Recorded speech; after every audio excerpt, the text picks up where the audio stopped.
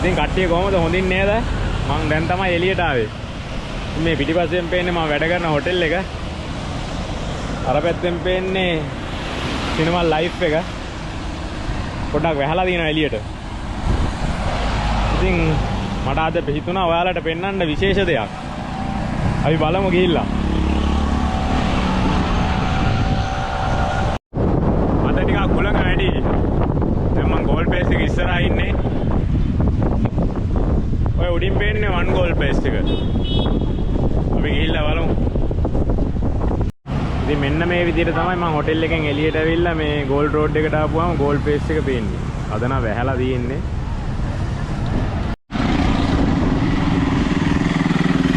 මම අද ඔයාලා එක්ක යන්නේ කොහෙටද කියලා ඔයාලා තාමත් දන්නේ නැහනේ. අපි ගිහිල්ලා බලමු ඉතින්. ඉතින් මම දැන් ඉන්නේ සැන්කිල් එක ඉස්සරහා. ඉතින් ඈතින් පේනවා බණ්ඩාරනායක පිළිරුවක් පේනවා. පයින් තමයි යන්නේ තැනට.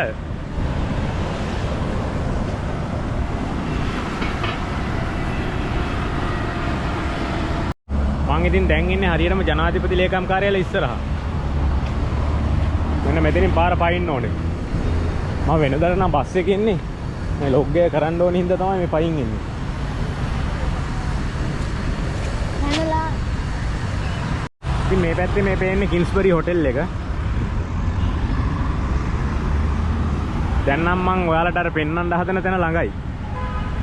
ඉස්සරහට ගිහිල්ලා බලමු.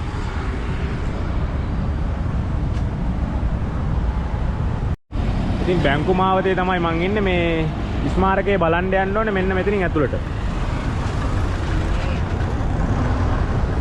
මෙන්න මේ ඉස්සරහින් තියෙන ස්මාරකයේ තමයි ඕගොල්ලන්ට මට පෙන්වන්න උවමනා වෙලා තිබ්බේ.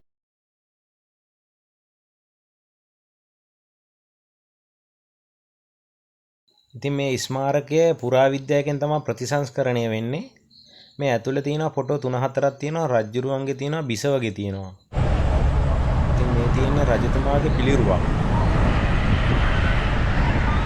මෙතන විස්තරේ තියෙනවා සේරම. 1915 මෙතන තියෙන විස්තරය. සම්පූර්ණ විස්තරය මෙතන ලියලා තියෙනවා.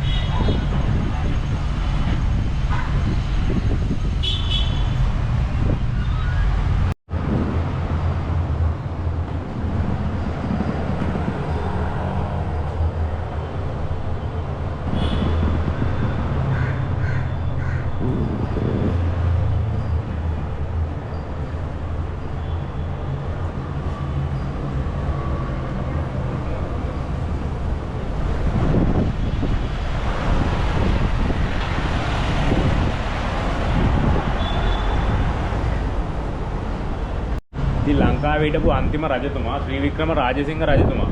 ඉතින් බ්‍රිතාන්‍යයන් විසින් නුවර ඉඳලා අල්ලගෙන 1815 අල්ලගෙන කොළඹට ගෙනල්ලා හිර කරලා තිබ්බ තැන තමයි මේ. මෙතන ටික කාලයක් තියලා තියෙනවා කියලා තමයි කියන්නේ. ඉතින් බලන්නකෝ. අච්චර ලොකු මාලිගයක ඉඳලා මේ වගේ පොඩි තැනක ඉන්නදී කොච්චර වේදනාවක් දැනෙන්නේ නැද්ද?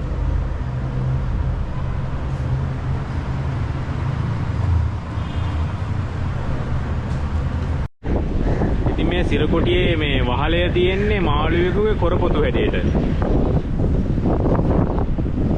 ඉතින් මේ ස්මාරකය ගැන වැඩි කවුරුත් දන්නේ නැහැ. ඉතින් සුළු පිරිසක් තමයි දන්නේ. ඉතින් පුළුවන් මේ විනෝද චාරිකා හැම කොළඹෙද්දි ගෝල් ප්ලේස් එද්දි තමන්ගේ ළමයි එක්ක ඇවිල්ලා මෙතන පෙන්නලා යන්න. මේ තමයි ලංකාවේ අන්තිම රජුරුව නුවර ඉඳලා කොළඹට ගෙනල්ලා හිර කරලා තිබ්බ තැන. ශ්‍රී වික්‍රම රාජසිංහ රජුරුව.